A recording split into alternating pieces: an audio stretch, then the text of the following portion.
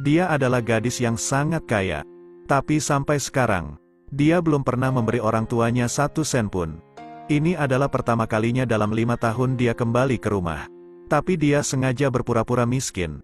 Tujuannya untuk melihat apakah orang tuanya masih menerima atau tidak. Tanpa diduga, baru saja tiba ibunya langsung memukulnya. Ketika sang ayah melihatnya, dia juga memberinya tamparan. Dia hanya ingin pulang. Tapi dia lebih berharga dari itu. Kakaknya juga menamparnya. Lalu dia ingin mengejarnya. Saat ini adiknya sudah kembali. Melihat saudaranya dia jadi terharu. Dia merasakan sesak di hati. Mereka terpisah sejak umur 2 tahun. Tapi kini mereka bisa bertemu kembali. Ternyata beberapa tahun lalu, dia lulus ujian masuk universitas. Tapi ayahnya berpikir untuk apa belajar. Ibunya menyuruh dia menikah karena uang. Tetapi tentu saja dia menolak. Di malam itu, adiknya tidak sengaja menemukan pemberitahuan itu. Kemudian dia memberinya uang dan mengatakan untuk bersembunyi. Dia yang akan menggantikannya menikah. Beberapa tahun terakhir dia sangat menderita. Apakah kamu baik-baik saja? Mengapa kamu kembali lagi? Belum selesai berbicara, dia datang dan menamparnya. Tapi dia langsung menarik diri dan memukul balik. Ayah, kenapa kau memukulku? Aku menyuruhmu untuk pergi. Di mana orangnya? Dia bingung dan menoleh ke pria itu. Baru saja dijemput di gerbang. Dia memiliki masalah dengan otaknya. Dia mengatakan apa kau punya kunci mobil. Tapi butuh trik untuk menyalakannya. Semua orang baru tahu bahwa dia sudah menjadi orang sukses. Semua orang segera mengubah persepsinya. Bawa teh sambil menuangkan air. Bahkan orang tuanya yang baru saja memukul mengatakan bahwa rumah mereka akan terbuka untuknya. Untungnya dia muncul. Semua orang menjadi baik kepadanya. Dia hanya tersenyum. Tapi baru saja akan menjelaskan. Saudaranya mengatakan bahwa dia ingin menjadi wakil direktur. Sang ibu yang mendengarnya segera angkat bicara. Dia mengatakan bahwa anaknya telah berjuang selama bertahun-tahun. Apalagi sekarang dia sudah menjadi wakil direktur. 2 miliar sudah cukup. Apa hanya 2 miliar? Lalu dia memberikan 5 miliar lebih untuk saudaranya membeli rumah. Dia memperlakukannya dengan baik. Aku dan ayahmu menderita sedikit. Kau tidak besar di rumah. Aku pergi ke sana bersamamu saat itu. Kita hidup bersama.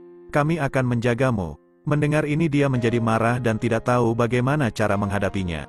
Aku baru saja kembali. Kalian juga terus memarahi aku.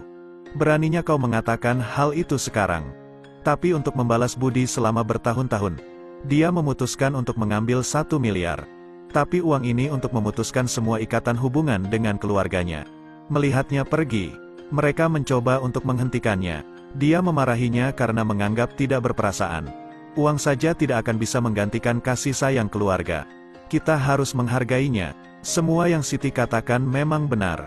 Tapi mendengarkan kakaknya itu, dia seolah tidak menerima hal ini. Dia datang hanya karena ingin memaki kita. Hanya ketika dia sudah kaya. Bukan berarti dia bisa seenaknya kepada kami. Dia tidak memberi uang untuk kita. Kau tidak perlu khawatir. Aku akan mengirimkan uang. Saat ini ayahnya terjatuh karena sakit. Dia hanya melahirkan 1 anak perempuan. Tapi dia malah perlakukan kami seperti ini. Beri kami uang untuk bisa menikmati hidup. Saat ini mereka berkata, apa yang kalian lakukan di sana?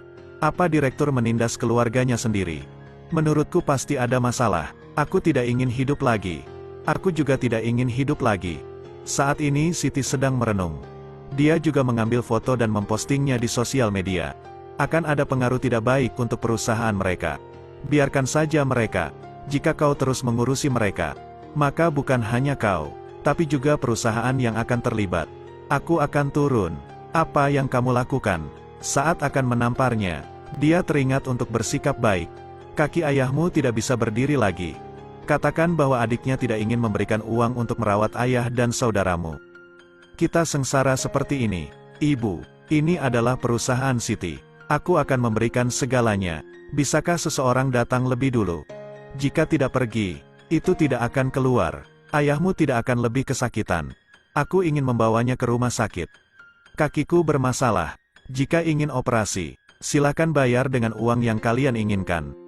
Aku juga memberinya. Tentu saja aku tidak akan membiarkan ayahku dalam masalah. Apa kalian tidak apa-apa? Tidak apa-apa. Sang ibu tidak boleh menyentuhnya. Ibu, Biarkan mereka membawanya pergi. Direktur Siti juga sudah mengakui bahwa dia adalah orang tuanya.